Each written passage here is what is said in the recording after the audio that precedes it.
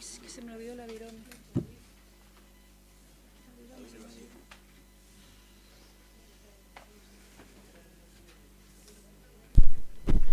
Buenas noches.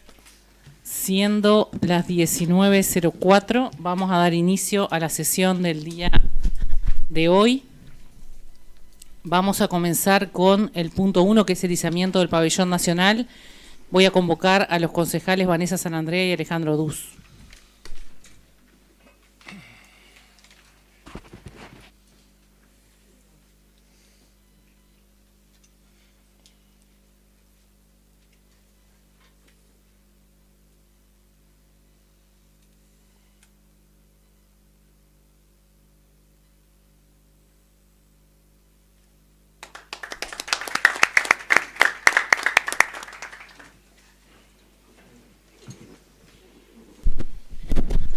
Bien, antes de pasar al punto 2, tenemos que abordar un tema que se trató hoy en la reunión de presidentes de bloque, que por una omisión involuntaria y ante la renuncia del doctor Facundo Mayoraz al cargo de secretario del Consejo Deliberante, el día 3 de julio del corriente, como dije, involuntariamente, omitimos dar cumplimiento a lo previsto en el artículo 37 del reglamento interno del Consejo Deliberante y en virtud de esto tenemos que poner a consideración la ratificación del decreto 1501 del presente año, de fecha 30 de junio, el cual en su artículo primero dispone a aceptar la renuncia del doctor Mayoraz y en su artículo tercero designa como nuevo secretario al doctor Luciano Sebastián Sieri. De esta forma, tal lo hablado, ratificando dicho decreto, ratificamos también todo lo actuado en la sesión anterior. Bien, si están de acuerdo, pongo a consideración la votación, votamos. Se aprueba. Pasamos al punto 2, es el tratamiento del acta de la sesión anterior, acta 623 del 2025, del día 3 de julio, como dije anteriormente. Pongo a consideración la votación de dicha acta. Presidente. Pide la palabra, antes de votar, Karina Parcara. Presidente, voy a solicitar que se me informe quién refrenda el acta en referencia.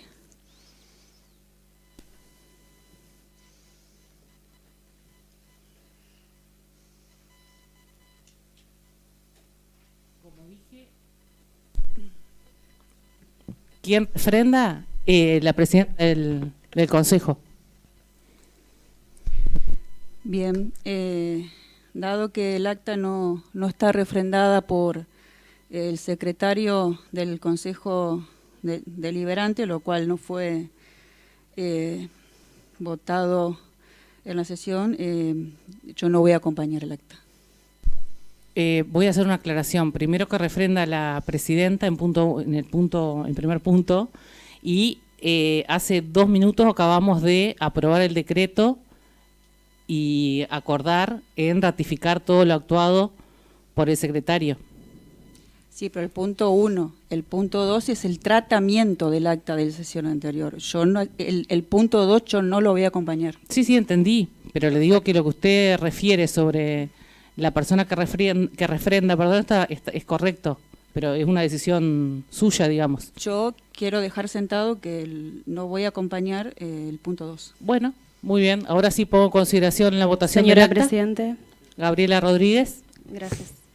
Del mismo modo que mi colega Percara, tampoco voy a acompañar el acta debido a la omisión del artículo 37 del Reglamento Interno 9969, del artículo 24, inciso N, inciso P, de la Ley Provincial 10027, artículo 95F, y el artículo 100, que voy a pasar a leer: todos los actos del Honorable Consejo Deliberante serán autorizados por su secretario, sin cuyo requisito carecerán de valor legal. Por ese motivo también mi voto va a ser negativo en este caso. Bien. Sí, Alejandro Duz. Ratificamos o acompañamos las palabras de la concejal Percara y de la concejal Gabriela Rodríguez. Tampoco vamos a acompañar el acta. Bueno, muy bien. Pongo en consideración la votación y después voy a hacer una aclaración. Votamos con la negativa de los concejales Karina Percara, Alejandro Duz, Osvaldo Marclay y Gabriela Rodríguez. Quiero dejar aclarado que conste en actas que se acaba de aprobar anteriormente todo lo actuado hasta el momento. Gracias. Señora Presidenta. Sí, pide la palabra Juan Martín Garay. No, simplemente una aclaración en función puntualmente de los que nos están viendo y por streaming y lo que queda luego colgado en la versión digital, digo, y más que nada en lo que se refiere al acta. Creo que es inentendible lo que ha sucedido desde el punto de vista de que en una primera etapa se ratifica un decreto con las autoridades y por otro lado se fundamenta de que no estaban las autoridades formalmente constituidas para ratificar ese acto administrativo. Pero bueno, es propio de lo que vivimos. Yo creo que hay algunas cuestiones para clarificar. La sesión anterior se desarrolló con total normalidad.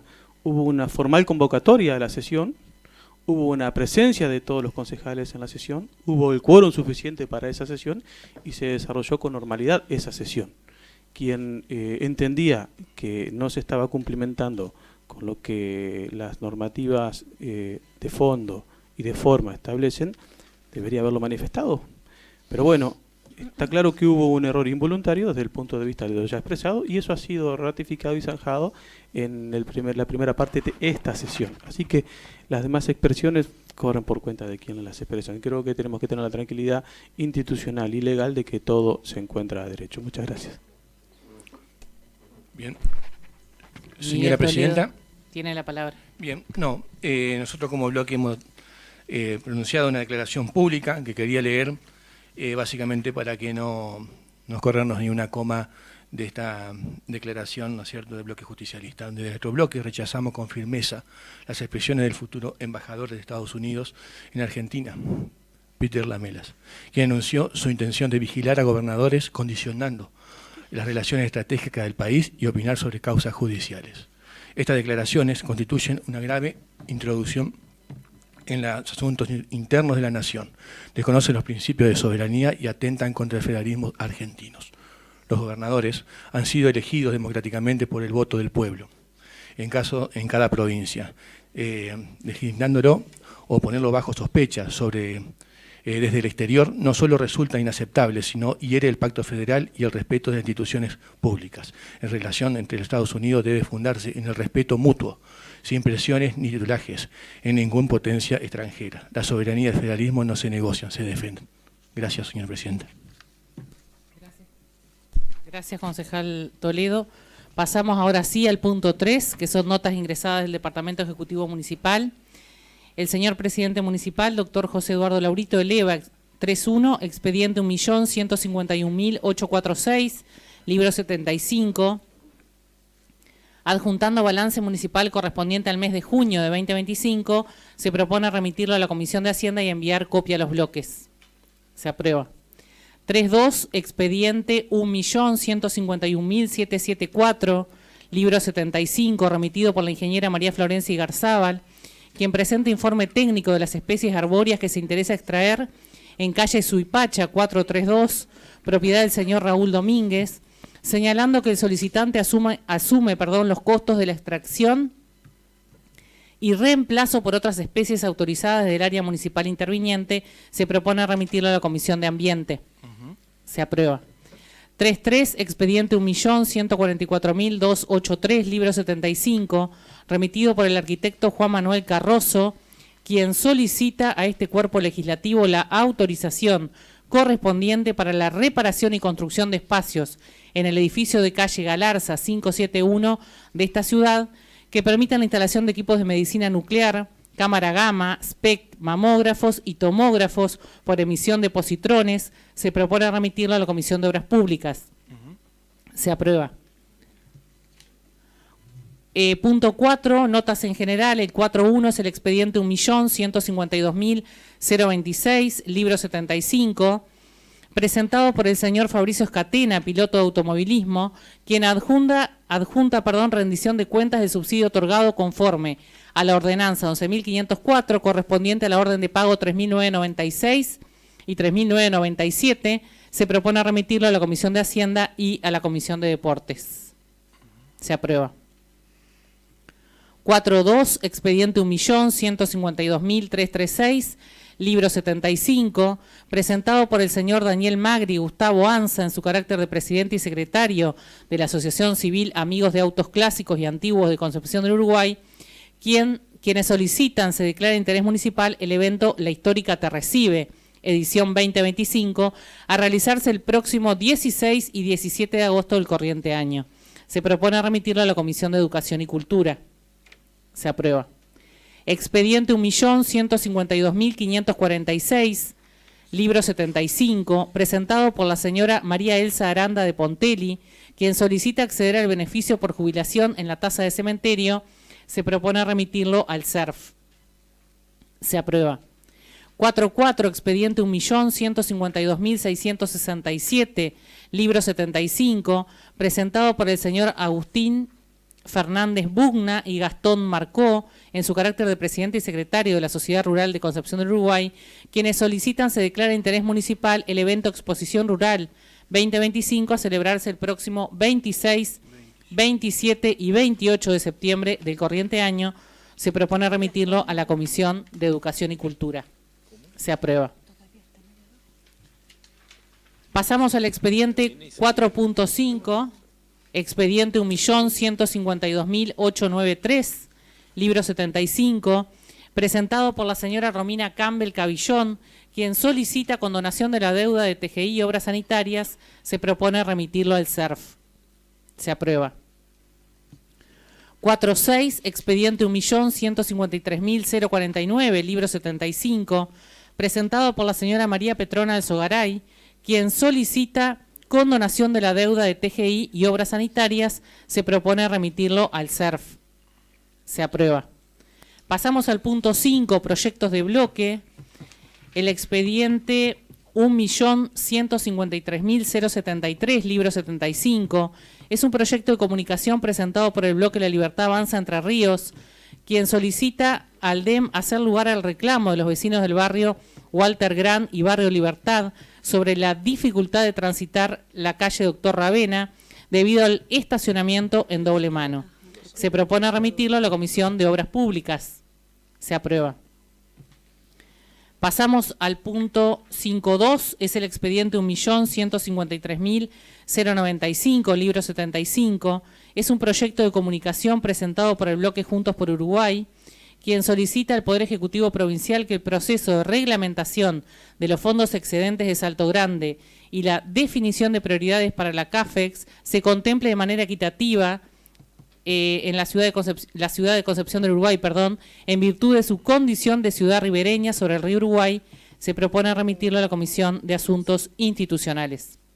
Se aprueba. 5.3, expediente 1.153.100, libro 75, es un proyecto de resolución presentado por el bloque Juntos por Uruguay, quienes proponen instituir el día 28 de julio de cada año como el Día de la Concientización, Sensibilidad e Información sobre el trastorno por déficit de atención con o sin hiperactividad. Se propone remitirlo a la Comisión de Asuntos Institucionales. Se aprueba. Punto 5.4, expediente 1.153.098, libro 75. Es un proyecto de ordenanza presentado por el bloque Juntos por Uruguay, donde proponen adherir a la Ley Nacional 27.671, cuestión de las Islas Malvinas, y garantizar la implementación de capacitaciones obligatorias, periódicas y permanentes para el personal que desempeña funciones públicas en el ámbito municipal. Se propone remitirlo a la Comisión de Asuntos Institucionales. Se aprueba. 5.5, expediente 1.153.101, libro 75, es un proyecto de comunicación presentado por el bloque Juntos por Uruguay, donde comunican y solicitan a los legisladores nacionales por la provincia de Entre Ríos su apoyo a la Ley de Emergencia en Discapacidad y la expresión de rechazo a través de su voto ante eventual veto presidencial a la misma. se propone, se acordó hoy en la reunión de presidentes el tratamiento sobre tablas, con lo cual pongo a consideración su Señora votación. Presidenta. Perdón, antes de votar, pide la palabra Mariana Bardiza. Muchas gracias. Bueno, antes de someterlo a votación, me gustaría referirme a dicho proyecto que hemos presentado como bloque. Decir que en los últimos años las personas con discapacidad en Argentina vienen atravesando una situación crítica, prestaciones interrumpidas, pagos atrasados, falta de respuesta y abandono por parte de muchas de las obras sociales. Pero la realidad es que esta situación se ha agravado por las definiciones políticas del Gobierno Nacional, que construye un relato sobre el superávit sostenido en un ajuste sobre las personas con discapacidad, nuestros jubilados y recursos de las provincias. Invito a que reflexionemos sobre las primeras políticas públicas del Gobierno Nacional orientadas a las personas con discapacidad, que fueron decretos que nos conducen a paradigmas retrógrados, estigmatizantes y persecutorios, bajo el paradigma de las auditorías. Solo para aportar claridad, según las fuentes oficiales, la cantidad de pensiones en discapacidad otorgadas es de 1.223.864 argentinos y argentinas. Quería leerlo en detalles. Mientras que el universo total de las personas con discapacidad en nuestro país asciende a 5.114.190, de acuerdo al último dato censal en la materia. Un dato no menor es que las personas que no acceden al derecho efectivo de una pensión por discapacidad significa también no acceder al programa Incluir Salud, que brinda tratamientos, medicación y tecnología de apoyo a las personas con discapacidad. Pero este maltrato no es solo económico.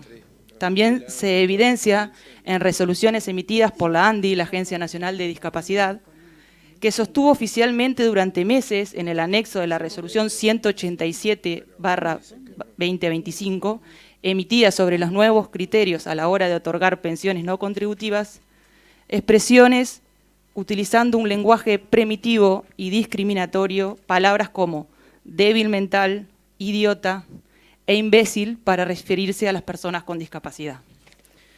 Esta resolución es verdad que fue derogada, no porque se lo haya considerado un error involuntario, sino que su modificación sucedió luego de meses de repudio absoluto por parte del colectivo de personas con discapacidad.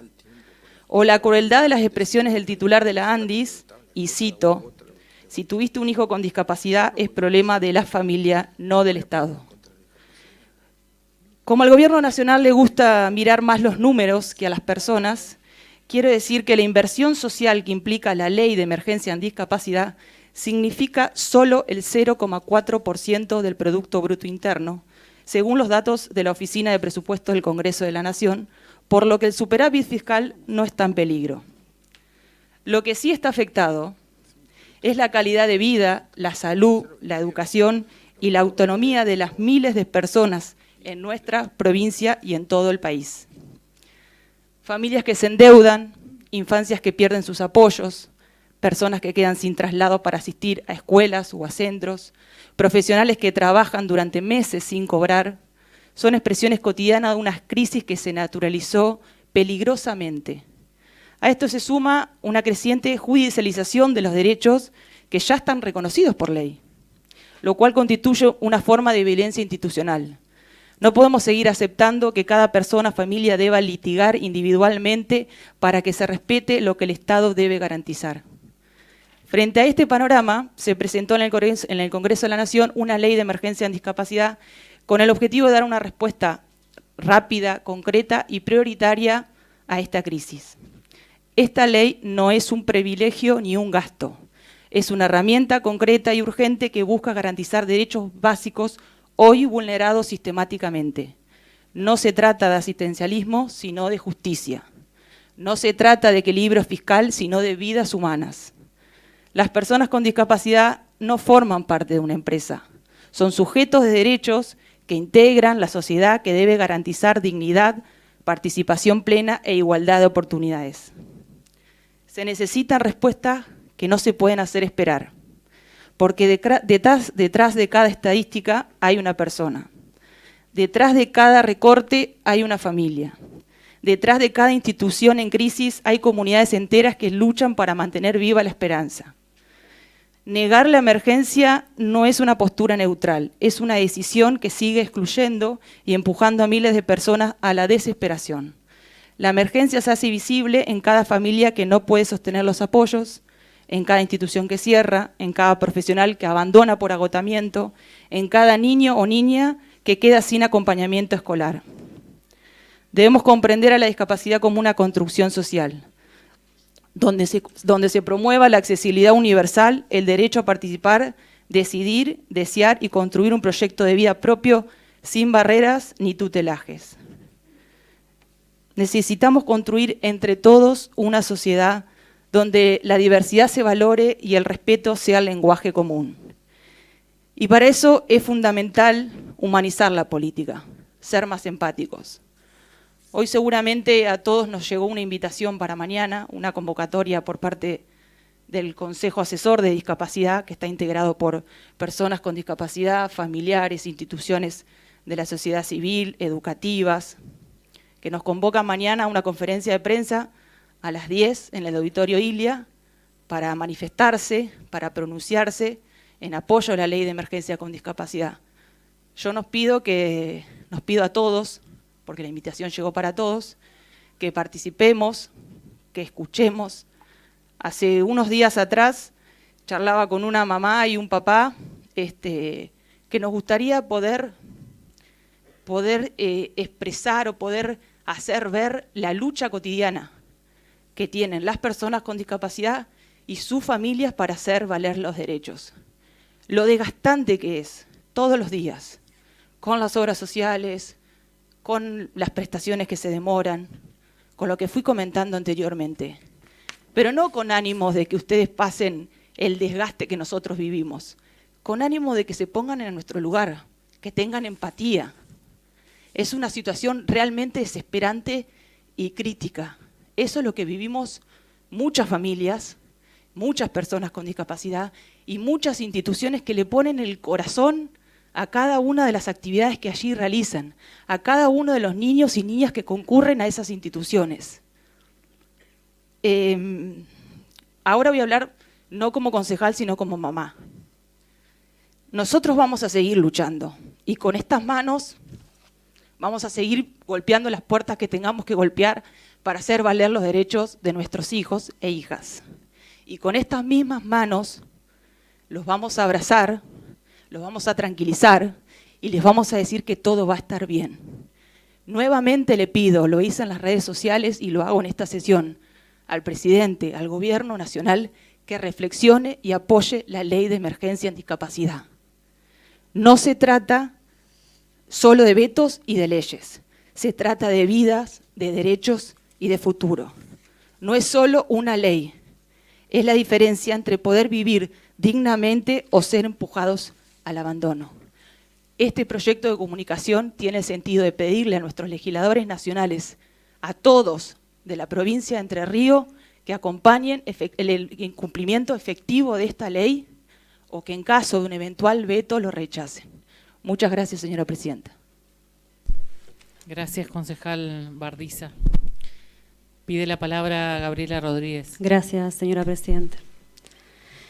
Como representante del pueblo uruguayense y parte de un espacio político comprometido con la reconstrucción del Estado Nacional, sobre bases de responsabilidad, equidad y sentido común, me veo en la obligación de manifestar mi desacuerdo con el contenido y el espíritu del proyecto de comunicación presentado por los concejales del Partido Justicialista. Este proyecto, bajo el ropaje de una legítima preocupación por los derechos de las personas con discapacidad, que todos compartimos, se convierte en realidad en una herramienta de presión política, que desconoce el contexto económico crítico en el que se encuentra la Argentina y desnaturaliza el sentido de una herramienta constitucional como es el veto presidencial, contemplado en el artículo 83 de la Constitución Nacional. El Gobierno Nacional ha sido claro en su compromiso con la eficiencia del gasto público, el orden fiscal y el fin de los privilegios y del despilfarro estructural que nos condujeron al colapso macroeconómico que hoy padecemos. Este ordenamiento no es en contra de nadie, sino a favor de todos, especialmente de quienes más lo necesitan, porque un Estado quebrado no puede garantizar derechos. La ley de emergencia en discapacidad, aunque bien intencionada en criterios, en ciertos puntos implica asignaciones presupuestarias sin la debida planificación, ni fuentes de financiamiento clara, lo cual no solo compromete el superávit fiscal, sino que repite el ciclo de promesas vacías que históricamente han afectado a los sectores más vulnerables. Recordemos que los derechos humanos también incluyen el derecho a una economía estable, a una moneda fuerte, a servicios públicos que funcionen y a un Estado que honre sus compromisos, sin imprimir billetes para tapar parches. Apoyamos y seguiremos apoyando toda política pública que esté dirigida a mejorar la calidad de vida de las personas con discapacidad, pero debe hacerse con responsabilidad, sustentabilidad y sin caer en la trampa populista de prometer lo que no se puede cumplir. También resulta preocupante que en el proyecto se busque instalar la idea de que el presidente de la Nación actúa con desprecio hacia las personas con discapacidad. Esa afirmación no solo es falsa y malintencionada, sino que demuestra una intencionalidad política que nada tiene que ver con una preocupación real por el bienestar de estas personas. El presidente ha sido elegido con un mandato claro: terminar con décadas de privilegio, clientelismo y descontrol fiscal.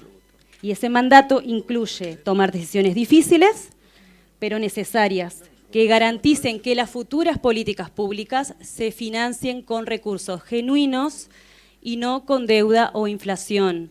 Por eso, desde este espacio no vamos a acompañar este proyecto de comunicación, no porque no estamos del lado de los vulnerables, sino porque creemos que defender la ley, la institucionalidad, la responsabilidad fiscal, el orden y la transparencia también es defender los derechos humanos, en serio, y no hacer uso político con el dolor ajeno.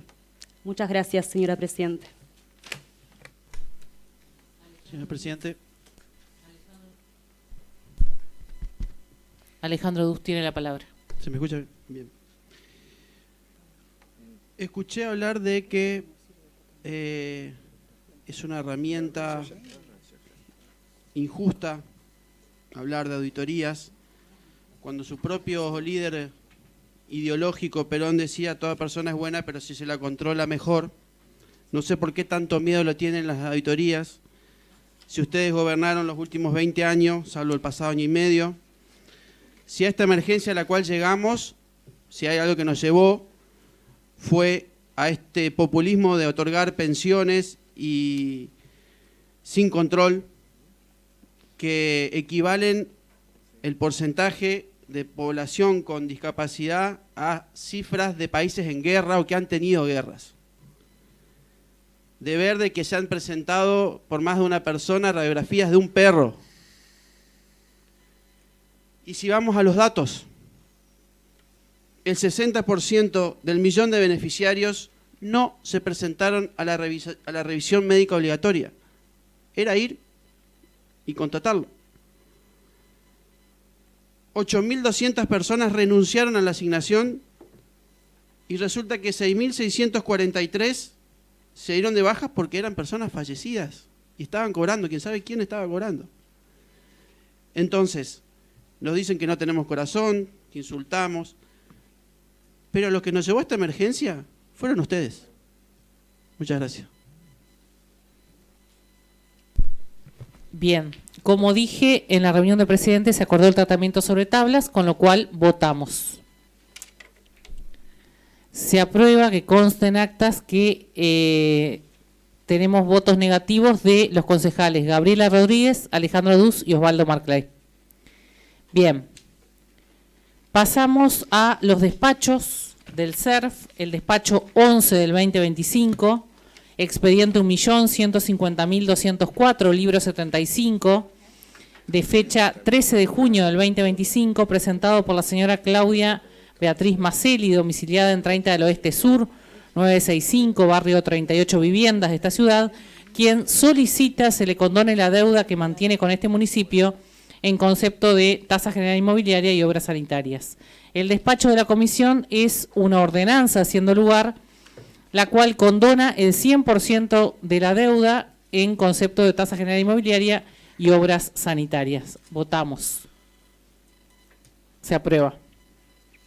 Pasamos al despacho 12 del 2025, expediente 1.135.796, libro 74, de fecha 9 de diciembre del 2024, presentado por el señor Luis Alberto Putalas, domiciliado en Sarmiento 2035 de esta ciudad, quien solicita la condonación de la deuda que mantiene con este municipio en concepto de tasa general inmobiliaria y obras sanitarias. El despacho de la comisión es una ordenanza haciendo lugar donde se condona el 100% de la deuda. Votamos. Se aprueba. Sin más, y siendo las 19:34, damos por terminada la sesión del día de hoy. Señor presidente. Y si está desde la mañana, ¿no? Lo tiene Carlito. Hoy omití en la reunión de presidentes la posibilidad de coordinar en los próximos días una convocatoria del Consejo en comisión que ha pasado ya un tiempo prudencial, digamos, de la última vez que nos reunimos, y creo que tenemos varios temas sin tratar. Y creo que, bueno, aprovechando de finalizada la sesión y que estamos los 13 concejales, coordinar para la semana que viene ya tener una reunión del Consejo en comisión, más allá de que es una semana de comisiones.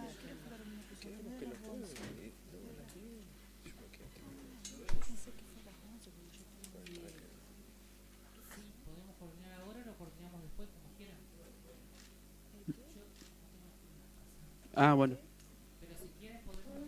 La idea es no dejar pasar la semana que viene. Señora presidenta. Sí, por ahí, estamos fuera de... No, por eso, perdón, pero sí, no hay ningún inconveniente por nuestra parte, coordinar agenda, y si no es la semana que viene, es que sea la siguiente, pero que sea previo a la próxima sesión, por ahí en la semana esa, y elaborar un temario y sobre eso avanzar, después dialogar, no hay problema.